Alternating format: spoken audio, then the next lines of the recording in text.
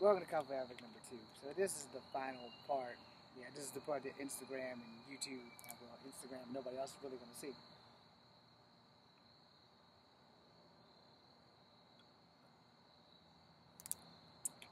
I'm pretty sure that every martial artist on YouTube, Instagram, and TikTok has something to say about the things that I teach and the things that I say. And to y'all, look, I have no F's to give, yo. I think that if you're going to teach somebody martial arts, regardless, one second.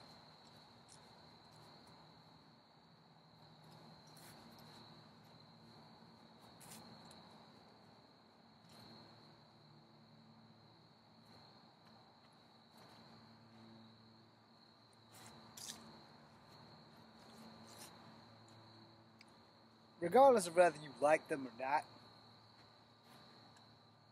understand something. When you're fighting in the streets, it is a different beast versus when you're fighting in a dojo or a competition. When you're fighting in a dojo or a competition, understand you do have rules. You have to follow those rules, and whether you like it or not, I mentioned that you do have rules. Alright? When you're fighting in the street, this tripod thing, this selfie invention doohickey, this is a weapon. And if you think that I'm not going to use it on you, especially if you're bigger than me, to hit you dead in the sternum or to catch you in the throat, then you are a fucking idiot. If I swing this bitch, any way I slice it, this is a weapon. If I catch you under the chin with that part, it is a weapon. And it is not something that you are going to see me bring into battle. But if it's where I can get it, I'm going to use it. Same thing with the Gatorade.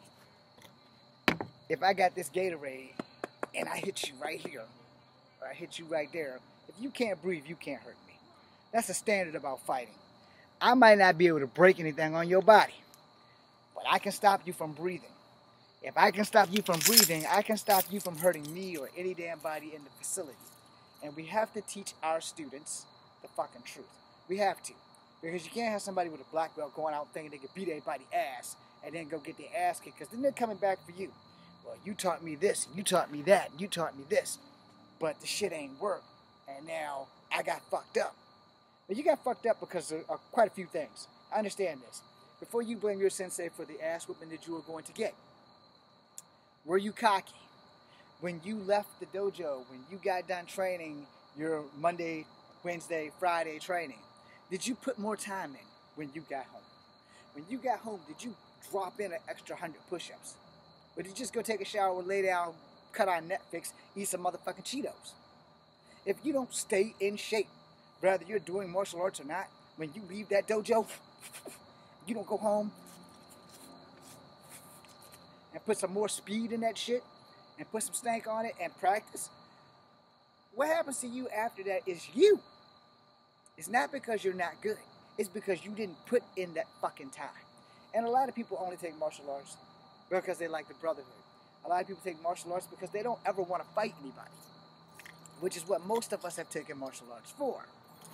My story is a little fucking different. I took martial arts because I was forced to fight since I was a 6-year-old kid until I was 12 years old. My uncles literally made sure my homework was done and literally took me around the city of Charlottesville and made me fight other kids. They had one problem, and that problem was, I better not fucking lose. Understand that shit. I better not fucking lose. So when I'm telling you something, because professional fighters will tell you that I'm wrong, and I will tell them, hey, my experience ain't your experience. You probably didn't have to fight in the streets as a kid. UFC didn't look past you when you were 19 years old because you were 115 fucking pounds. And then when you get 37 years old, they finally put your fucking weight class of 125 in. But prior to 2010, they didn't have that shit. So let me confirm that real quick, because somebody's probably going to fact check that shit.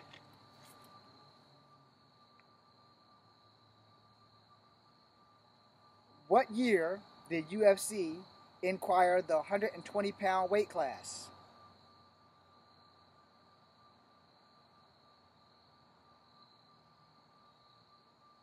Come on, Google.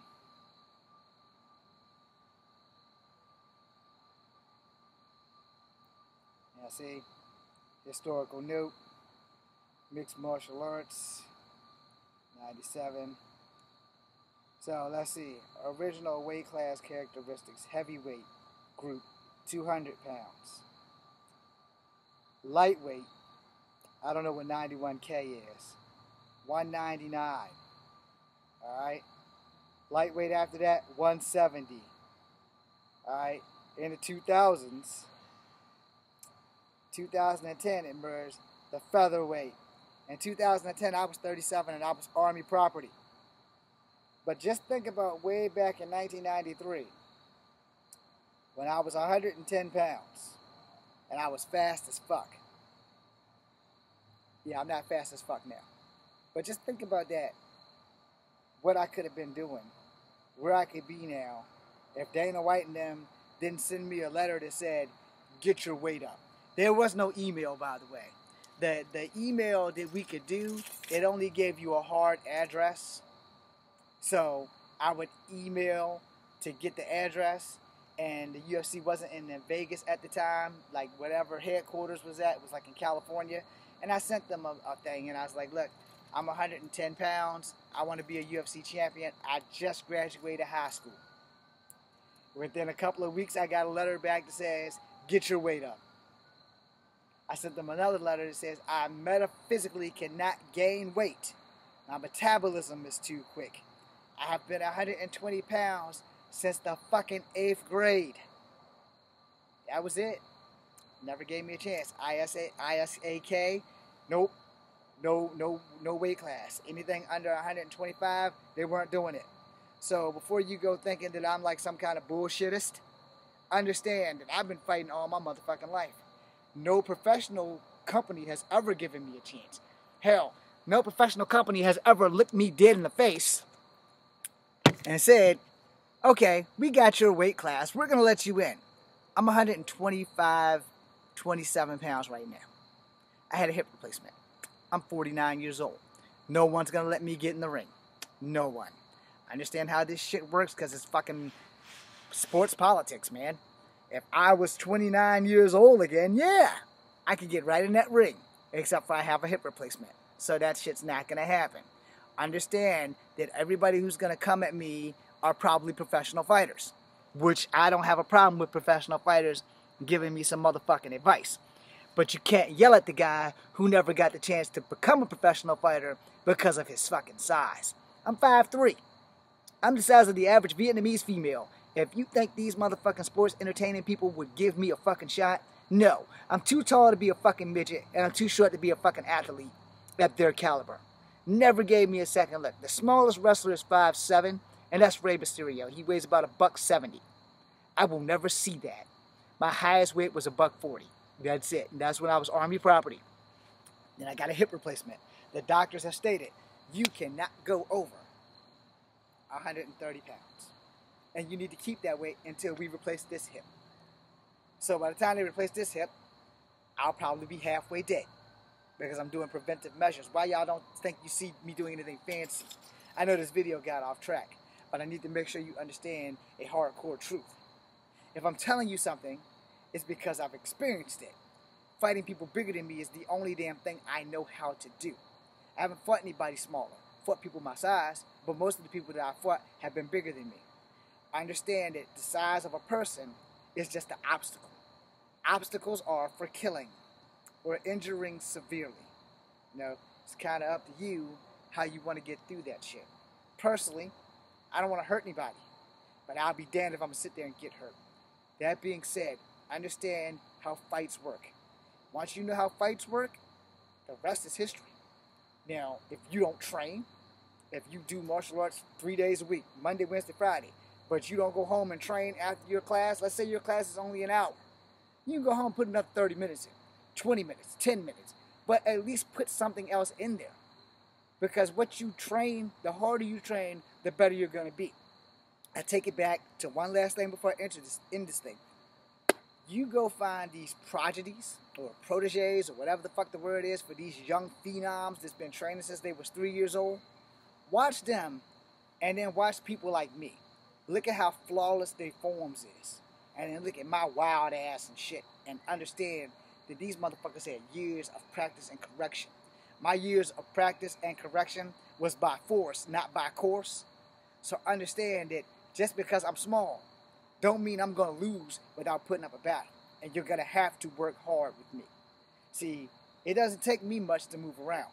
But anybody over 220 or over 155, y'all got a whole lot more weight to move than I do. That's what makes me dangerous to you. Because I'm small. And you think that I'm small and less of a threat. So here's the final thing on that. Because I send warnings, not invitations. The small people, we're the most dangerous motherfuckers walking. Because you think we can't do shit. One rule that you must be taught in martial arts, and I'll end it right here. Never underestimate your enemy. Ever. And don't get too cocky because you got a black belt. That belt only goes rank in the dojo in which you earned it. Be seeing you. That was supposed to be cool, but it didn't work out. But be seeing you.